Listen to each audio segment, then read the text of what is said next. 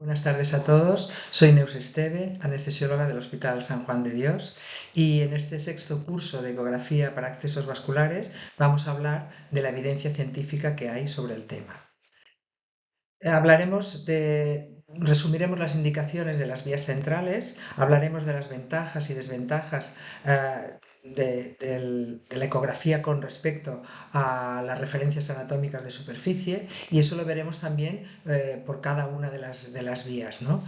Y plantearemos las controversias y al final concluiremos con la implicación clínica de todos los apartados que hayamos revisado, ¿no? Bueno, las indicaciones de las vías centrales han ido variando con el tiempo. En un principio era para control hemodinámico, pero hoy en día tenemos que hablar de control hemodinámico invasivo, porque se ha desarrollado mucha monitorización no invasiva que por la lectura de la curva arterial o de la oximetría obtiene parámetros que nos hacen prescindir en muchas ocasiones de las vías centrales. Con respecto a la necesidad de drogas vasoactivas, también hasta ahora era imprescindible una vía central. Ahora se ha demostrado que por un periodo no muy largo de tiempo es posible administrar noradrenalina por una vía periférica, ¿no? Las indicaciones que persisten es la quimioterapia, la antibioticoterapia de larga duración, la nutrición parenteral, la hemodiálisis o cualquier acceso difícil periférico, ¿no? Pero sí que lo que hay que tener en cuenta pues son las complicaciones, así que hay que hacer siempre ante una indicación de vía central un balance entre el riesgo y el beneficio. O sea, hay complicaciones entre un 2 y un 30%, algunas de ellas pueden ser muy graves, por lo tanto tenemos que ajustar mucho la indicación clínica, tomar todas las medidas de los protocolos de bacteriemia cero, asegurando la asepsia máxima, la seguridad y también los cuidados a lo largo del tiempo que está insertada la vía, y por supuesto diariamente plantearnos la indicación para ajustar al mínimo el tiempo de permanencia de la vía central, ¿no? En cuanto a las ventajas de la ecografía, bueno, la principal y evidente es que vemos la anatomía, es decir, de técnicas a ciegas, de no ver, a ver toda la anatomía relevante para acceder a una vía central, ¿no? Y por tanto también podemos detectar variaciones anatómicas, trombosis, variaciones vasculares y ver siempre el posicionamiento de la punta de la aguja, ver la guía, ver el catéter, y eso, bueno, pues hace que se ha comprobado que hay menor tiempo de inserción una vez hemos aprendido, ¿no? Una vez se ha hecho la formación, y hay menos complicaciones, menos número de intentos y sobre todo en cuanto a las complicaciones hay menos punción arterial, menos hematoma y menos neumotórax, ¿no? Y desventajas, bueno, es la dependencia tecnológica, necesitamos invertir, es un coste en el aparato y también, bueno, que podemos perder habilidades técnicas en cuanto a las referencias anatómicas, y cuidado con una falsa sensación de seguridad. En los años 80 aparecieron los primeros artículos sobre las vías centrales, subclavia y yugular, y ya a lo largo de estos últimos años, numerosas sociedades científicas ya han recomendado con un grado de evidencia, un nivel de evidencia 1, el uso del ecógrafo para las vías centrales. Empezó la Agencia Americana para la Investigación en Salud y Calidad, que definió unas prácticas seguras en los hospitales, y una de ellas era el uso del ecógrafo en el acceso de vías centrales. Estas guías se han actualizado el año pasado, ¿no? Bueno, muchas asociaciones, el Instituto NICE, la Asociación Americana de Médicos de Emergencias, la Asociación Americana de Cirujanos, la de Ecografistas, la Sociedad de Anestesiólogos Cardiovasculares y las sociedades anestésicas sueca, italiana, francesa, la Asociación de Gran Bretaña, y en el año 20, hace 2 años, la Asociación Americana de Anestesiología y también la Europea de Anestesia y Cuidados Críticos, en sus guías recomendaban con un nivel 1 de evidencia el uso del ecógrafo en el acceso de vías centrales. Pero bueno, a pesar de estas recomendaciones, la generalización del uso rutinario ha sido muy lento, ¿no? Sobre todo en un principio, bueno, ¿por qué? Porque habían estas barreras, pues porque había mucha seguridad y mucha práctica, muchos años de práctica con las referencias anatómicas, que precisaba de una curva de aprendizaje, de un plan de docencia y por supuesto de un ecógrafo, ¿no? Así que la aplicación generalizada fue lenta, pero no hay duda que que hoy en día es casi una práctica rutinaria. Datos de utilización, tenemos unos primeros datos de una encuesta alemana que se veía que de 2003 con un 19% de uso pasó a un 40% en 2009, datos de una encuesta en unidades de críticos americanas y francesas con un 80% de uso en Estados Unidos y un 68% en Francia, y el más reciente, 2018, una encuesta en anestesiólogos holandeses con casi un 70% de uso, ¿no? Lo que ocurre ahora, ya no hay encuestas sobre eso, pero más actuales, pero el uso es absolutamente generalizado, ¿eh? Y bueno, en cuanto a las variaciones anatómicas, es importante detenerse en eso porque es la causa de los fallos de inserción por técnicas anatómicas. Es decir, las referencias anatómicas no son fijas, hay muchas variables y mucha variación individual, ¿no? Eso lo veréis con más profundidad en los capítulos que se dedican especialmente a cada vía, pero por ejemplo en la yugular interna, que normalmente está en posición anterolateral, vemos que puede tener una posición anterior total encima de la carótida con posibilidad de que hagamos una punción arterial. Las variables anatómicas en general son entre un 5 y un 29%. Y por ejemplo podemos ver trombosis o ausencia de vena yugular en un 3 y un 18%. Aquí vemos una doble yugular, por ejemplo, que por referencias anatómicas sería muy difícil canalizar. Y luego hay datos que son intrínsecos del paciente, ¿no? Por ejemplo, esta paciente, una obesidad mórbida, vemos aquí no hay referencias anatómicas, ¿no? Y vemos que la yugular suele estar a 1 centímetro de distancia y aquí pues está al doble, 2 centímetros, ¿no? Cuando hay intervenciones quirúrgicas sobre la zona del cuello, quemaduras que producen cicatrices retráctiles o punciones previas o coagulopatía, todo esto dificulta mucho el acceso por solo referencias anatómicas.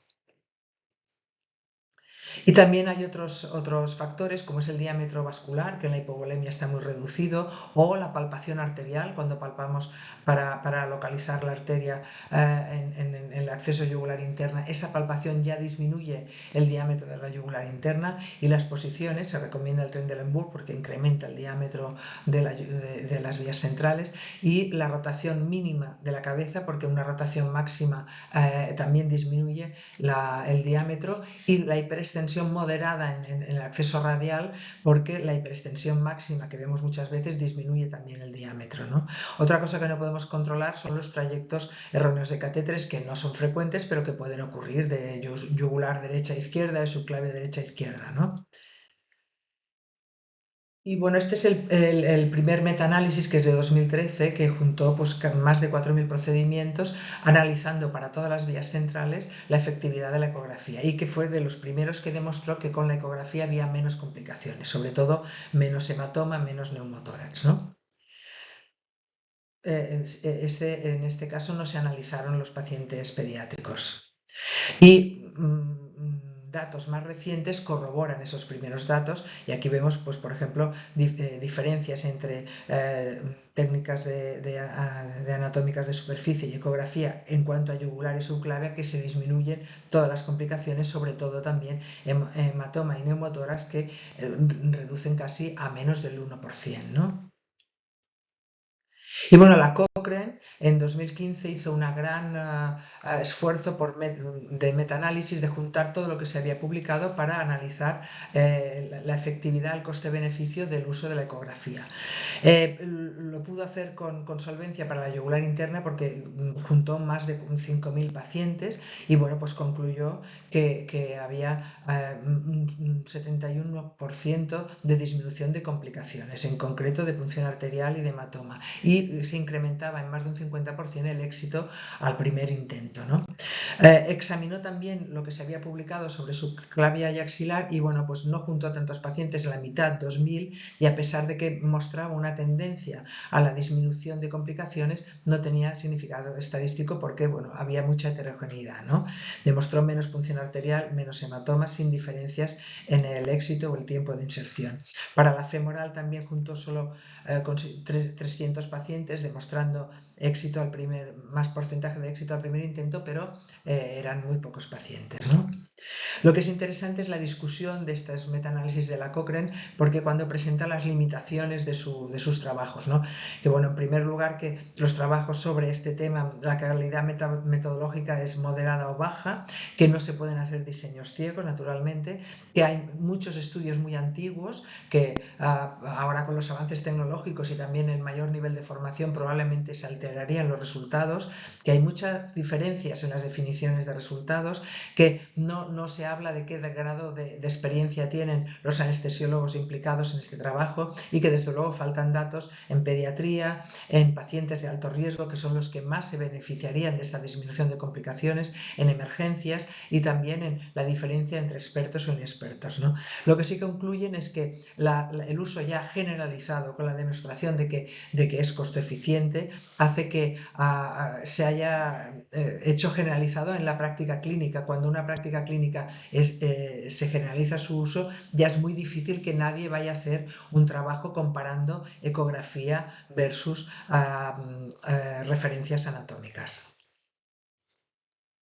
Y hubieron otros estudios, aparte de la Cochrane, que sí reunieron suficiente evidencia para demostrar, por ejemplo, que en el caso de la femoral, entre palpar o usar el ecógrafo, se disminuían las complicaciones casi un 50%, con un aumento de éxitos también al primer intento. Y teniendo en cuenta que en este trabajo se excluían los pacientes chocados, los pacientes no palpables, naturalmente, que son los pacientes que más se beneficiarían del uso de la ecografía, y también los pacientes obesos o los pacientes con múltiples punciones o con una femoral muy profunda de poco calibre, o por supuesto los pacientes anticoagulados. Y bueno, otros trabajos como este sobre la arteria radial, que bueno, pues revisó más de 2.600 pacientes y también encontró que disminuían las complicaciones en un 32%, sobre todo el hematoma, ¿no? Y también sin diferencias en usar Doppler o no, o en hacerlo, usar la técnica en plano o fuera de plano, pero que sí que hay que tener en cuenta que en pacientes arteriosclérosicos con placas de hematoma, placas de ateroma, que impide muchas veces la canalización y la progresión del catéter, ¿no? O pacientes con obesos o con edema o con múltiples punciones, pues el rendimiento de la ecografía es muy superior a la técnica palpando la arteria radial, ¿no? Y bueno, y en el capítulo de los accesos periféricos ha tenido un gran desarrollo en los últimos años. Ya en 2015 se demostró que el uso de la ecografía en accesos periféricos difíciles mejoraba los resultados, y ya un estudio más reciente hecho por enfermería demuestran que la ecografía en estas vías difíciles mejora pues, el acceso, la técnica en la primera punción y también los hematomas, ¿no? Sobre todo en venas no palpables, en no visibles, y eso se ha demostrado tanto en adultos como en pediátricos, sobre todo en pediátricos donde el uso es ya cada vez más generalizado. Y también decir que a raíz de esto se han creado en muchos hospitales, y aquí ponemos un ejemplo del Hospital Universitario Virgen de la Macarena en Sevilla, se han creado las unidades de accesos vasculares, que son unidades integradas por enfermería formada en acceso vascular con ecografía, que se encargan de el acceso vascular de todas las vías difíciles del hospital, ¿no? El objetivo es mejorar la calidad, el éxito y también el confort del paciente, ¿no? Y bueno, pues insertan catéteres periféricos, los PICS de vía periférica, pero de centrales, y también los midline, que son pues catéteres periféricos más largos, ¿no? Sobre el coste hay muy pocos estudios, y además que cada estudio es difícil extrapolar resultados de un sistema de salud a otro porque son muy diferentes en cuanto a los costes, ¿no? Pero bueno, en este estudio lo que hicieron es ponderar todas las complicaciones que se describían con las referencias anatómicas, adjudicarles un coste de estancia media de complicaciones o de antibióticos, por ejemplo, y bueno, pues concluyeron que si disminuían entre 8.000 o 16.000 complicaciones al año, esto se podía ver reflejado en un ahorro de 10 a 20 millones de euros al año. Y en cuanto al aprendizaje, a la curva de aprendizaje, a cuántas vías centrales son necesarias para uno poderse considerar que ya tiene una cierta destreza, bueno, pues aquí hay controversia. En un principio se hablaban de 12. Este es un estudio muy interesante en 30 intensivistas sin experiencia previa en ecografía, tanto juniors como seniors. Pues bueno, midieron el tiempo total de inserción desde la primera, desde poner las tallas estériles hasta el final de todo, y también una serie de scores de habilidad técnica y el número de procedimientos. Juntando todos estos datos, querían averiguar a qué número de vías centrales se puede considerar que uno empieza a mejorar los datos iniciales. Y bueno, pues vieron que a partir de los 8, a partir de las 8 inserciones de vía central, pues el tiempo de inserción de aguja, por ejemplo, disminuía de 5 minutos a 1, o el tiempo total disminuía de 35 minutos a 21 minutos, ¿no? Y bueno, lo que es interesante también es el porcentaje de complicaciones, que era casi de un 4%, que eso es muy alto para el acceso con ecografía, se asemeja más al acceso por referencias anatómicas. Y es que, bueno, tuvieron 5 punciones arteriales, una punción traqueal, un 3% de fallos de inserción de guía, y eso hay que tenerlo en cuenta, que en la curva de aprendizaje al principio hay más complicaciones, ¿no? Recientemente, una encuesta entre expertos de la Universidad de Harvard, bueno, pues recomendaron que hay que insertar unas 20 vías centrales con ecografía para considerarse que se empieza a tener una cierta destreza, ¿no? Y bueno, vamos a plantear una serie de controversias. En primer lugar, ¿qué hacemos cuando un paciente tiene alteradas las pruebas de coagulación y necesita una vía central, ¿no? Bueno, tenemos que tener en cuenta que la incidencia de punción arterial es muy alta con la técnica ciega de referencias anatómicas, y baja a menos del 1% con la ecografía, ¿no?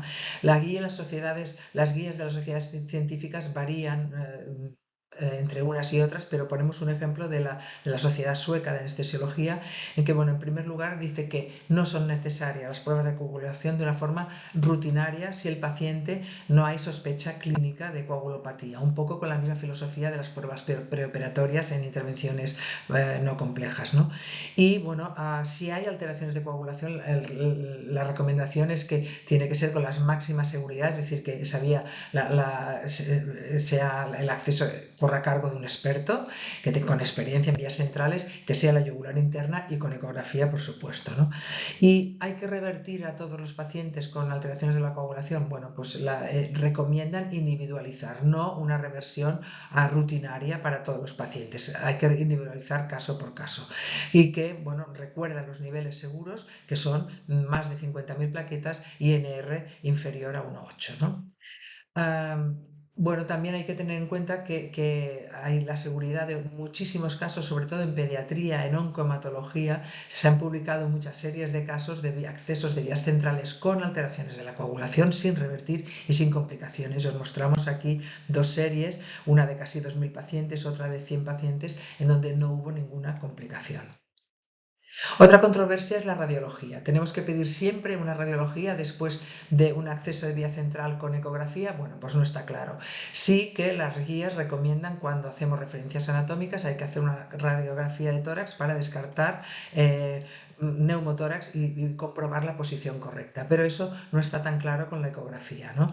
La ecografía nos da mayor sensibilidad que la radiología para el neumotórax, por lo tanto, una revisión de los 4 signos básicos de neumotórax torácicos con el eco después del acceso de vía central nos da mucha seguridad de ausencia de neumotórax, al menos en las primeras horas, ¿no?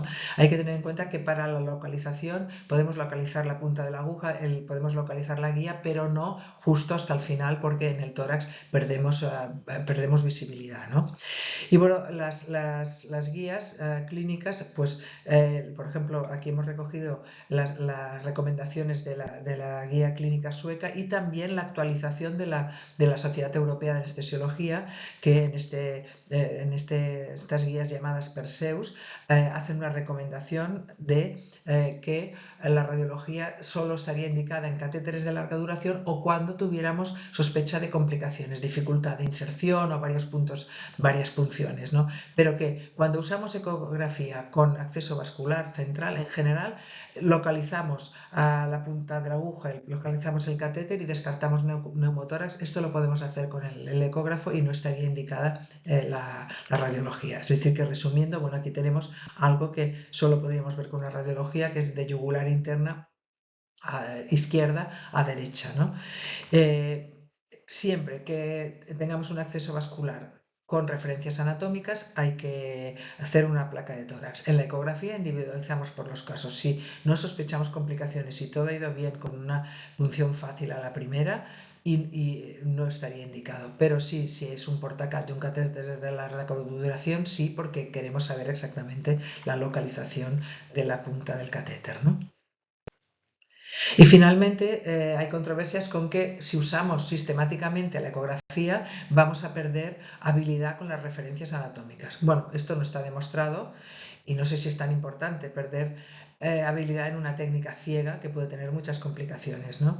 Está claro también que sin ecógrafo hoy en día hay poquísimos, yo diría casi ningún hospital ni ninguna unidad de urgencias carece de ecógrafo, ¿no? Y sobre todo, quizá hay en hospitales pequeños de todos los tamaños, quizá los hospitales grandes tienen más dificultades porque hay más actividad y menos ecógrafos, ¿no?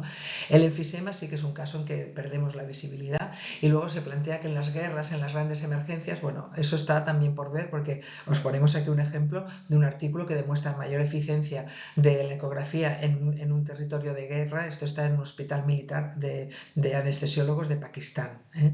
Luego también hay que plantear la falsa seguridad de la ecografía. La ecografía no garantiza cero complicaciones. Hay una falsa sensación de seguridad, tenemos que ver bien las referencias anatómicas, tenemos que identificar la anatomía clave y ver el trayecto de la aguja.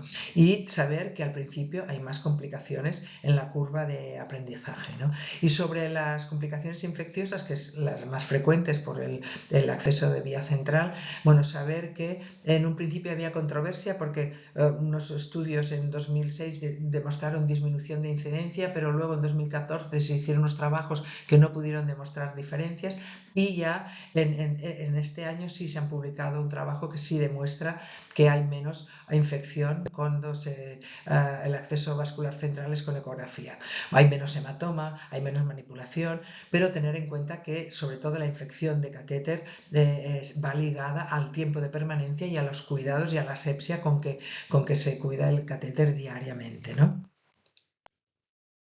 Por lo tanto, ya pues para acabar, resumiendo la implicación clínica, es que bueno, está claro que el uso de la ecografía aumenta el éxito a la primera punción, disminuye el tiempo de inserción y disminuye las complicaciones, sobre todo hematoma y neumotórax. Hay que tener en cuenta que hoy en día la ecografía incrementa la seguridad de los accesos vasculares centrales y debemos usarla siempre que vamos a tener un acceso de vía central. Que en los accesos arteriales y de vías periféricas difíciles también está recomendado porque disminuye mucho las complicaciones. Y nada más, espero que hayamos aprendido todos mucho. Muchísimas gracias.